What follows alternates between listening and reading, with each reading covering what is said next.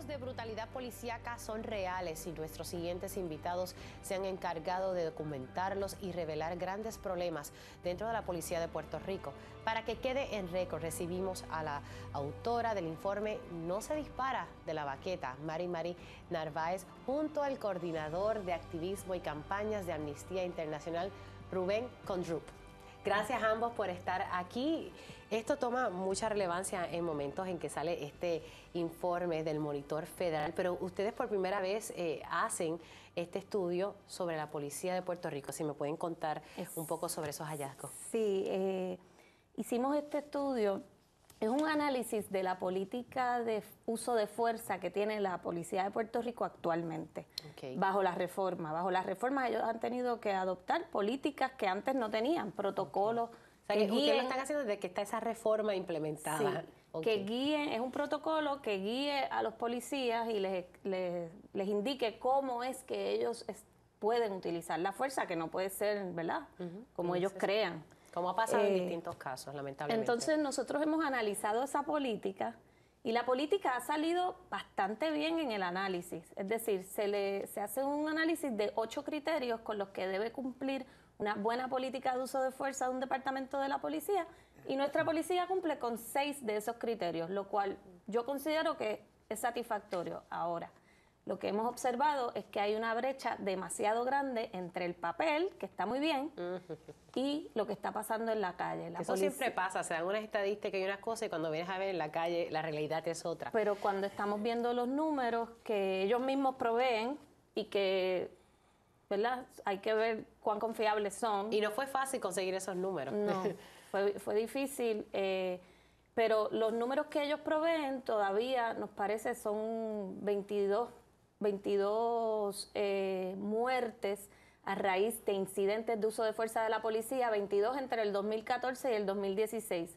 Lamentablemente los datos de 2017 todavía no los han hecho disponibles a estas alturas. ¿Y por qué no están disponibles? ¿Están atrasados en informes? No me han contestado, simplemente ni siquiera me han contestado. Mucho lograste que te pudieron dar unos datos. O sea, 22 en 2016 primero me reportaron que eran 0 muertes. En el 2016 nada más.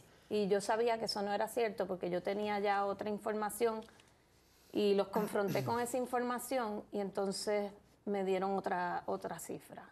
Y ahí entonces, ¿qué cifra nueva te dieron? 9 muertes por uso de fuerza en el 2016. ¿Y eran casos de brutalidad policíaca o era uso de fuerza porque tenían que repeler a otra persona, para aclarar? Son casos todos distintos, no todos se pueden considerar brutalidad policíaca, aunque en la mayoría debe haber negligencia, ¿verdad? Porque matar a una persona siempre, ¿verdad? A menos que esté justificado de que pues esté salvando su propia vida o la vida de otra persona, no personas que ya estaban bajo la custodia de la policía. Ah, ok, interesante. Y que ellos identifican incluso como pacientes de salud mental. Y que de momento murieron de la nada. Que mueren de repente, no explican. O personas que estaban ya en una celda también bajo custodia de la policía y supuestamente aparecen ahorcados. Cosas así. Otros en persecuciones, personas terceros que mueren en una persecución porque hay un accidente, etcétera.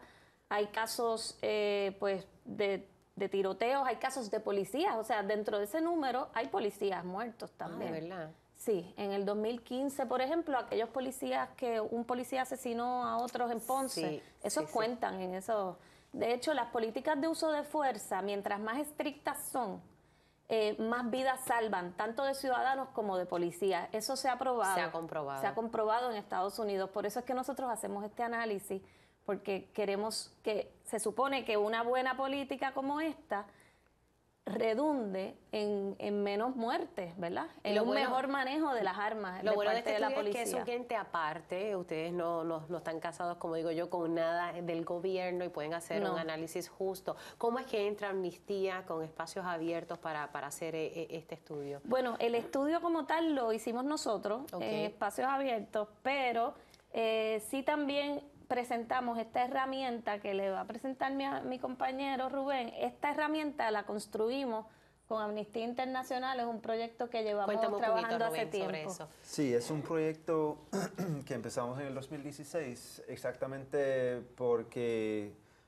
podríamos ver esa brecha entre la política y la realidad y necesitamos una policía que hace su trabajo y respete los derechos a la ciudadanía.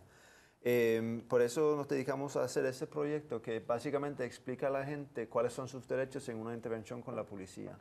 O sea, educar a la gente, empoderar a la gente para conocer esos derechos. Exactamente, para que la misma gente pueda supervisar a la policía.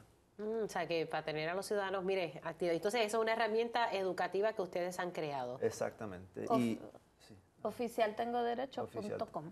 Ah, pues mira, repítelo nuevamente. Oficialtengoderechos.com. Ah, pues mire, usted anote esas cosas. Quiero aprovechar la presencia de ustedes aquí, porque nosotros pues tuvimos una entrevista con una hermana de una víctima que lamentablemente murió presuntamente por un caso de brutalidad policíaca. Él era dominicano, surgió una discusión y lamentablemente pues el hermano de esta joven pues falleció supuestamente a manos de este policía, y uno dice, wow, se dan estos casos. Esto fue en el 2017. Yo espero que eso cuente en las próximas estadísticas, y uno dice, en medio de este informe del Monitor Federal se siguen dando casos como este sobre el uso de la fuerza. ¿Qué te parece todo este caso? Muy impresionada con ese caso. Estuve hablando con Karina aquí fuera del aire y es terrible porque una cosa son los datos y 9 muertes, 12 muertes, pero eso, esa es la persona real, o sea, es la hermana.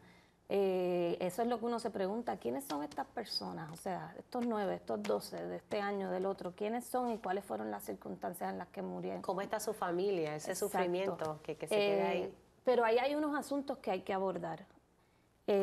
Por ejemplo, si es cierto, como se ha dicho y se verá en el juicio, que este agente tiene historial, ahí hay una negligencia crasa del Departamento de la Policía, y ese es el problema que existe en la policía. Es un problema sistémico, es un problema estructural. Los mecanismos internos de rendición de cuentas no existen. No funcionan. Y por lo general, cuando tú tienes un policía que le pega un tiro a un ciudadano sin razón aparente por una discusión tonta, tú ya sabes por experiencia que ese policía tiene que tener un historial. Ahora, si esas ilegalidades no se abordan a tiempo, lo que haces es crear otros delincuentes, pero con uniforme. No, y esa ha sido la historia. Y si el policía tiene un problema de salud mental o algo, cualquier situación que no esté manejando tal vez el estrés de forma adecuada, se supone que la policía le ofrezca un adiestramiento y una ayuda. Sí. Ha estado muy limitada también esa ayuda. Los policías han sufrido, y más después del huracán también. Este caso fue antes del huracán, pero sufren, ¿verdad? Porque tienen obviamente muchas tensiones, tienen que viajar largas distancias porque los asignan en sitios distantes de su casa, tienen problemas de salud mental, o sea, psicológicos, ¿verdad? Por la naturaleza del trabajo, y no hay suficiente ayuda. Pero yo miraría bien esos sistemas de rendición de cuentas que han sido inoperantes históricamente, y que si no se resuelven, no va a ser cuestión de que es una manzana podrida, no, es el departamento el que no lleva a cabo el proceso que tiene que llevar a cabo para evitar eso. Entonces, Estos casos. Es un asunto bien serio. La policía tiene la capacidad de acabar con tu vida. Y es a nombre del Estado, porque ese policía a lo mejor no estaba trabajando en ese momento, pero me imagino que fue su arma de reglamento la que usó. Y tú no dejas de ser policía, así como tú no dejas de ser periodista cuando te vas de aquí. Así que ahí tenemos muchos retos en la Policía de Puerto Rico, y en momentos en que tenemos, vuelvo, repito, este monitor federal que está velando por eso mismo, y hay que ver si el actual secretario de Seguridad Pública le da el espacio que se merece para entonces poder hacer estos arreglos y lo que ustedes muy bien recomiendan en su estudio.